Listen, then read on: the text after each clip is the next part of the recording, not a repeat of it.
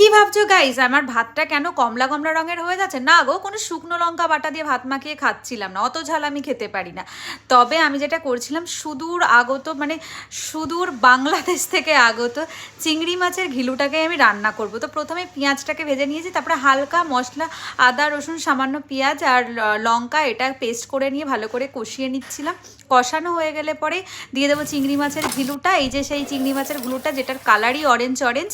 তো এটার জন্য স্পেশালি কোনো ফুড কালার ইউজ করতে হয় না। আর কালারটা দেখো, মানে এটা দেখলেই যা লোভ লাগে না, মানে দুর্দান্ত খেতে হয়। দেখো ভাত মাখাচ্ছি, পুরোটাই কমলা রং হয়ে যাবে, ভাতটা লালও নয় কিন্তু মানে ক্যামেরায় হয়তো অতটাও বোঝা যাচ্ছে না, কিন্তু খেতে দুর্দান্ত হয়। কালারটা দেখলে আমার লোভ লাগে, জাস্ট মারাত্মক লোভনীয়।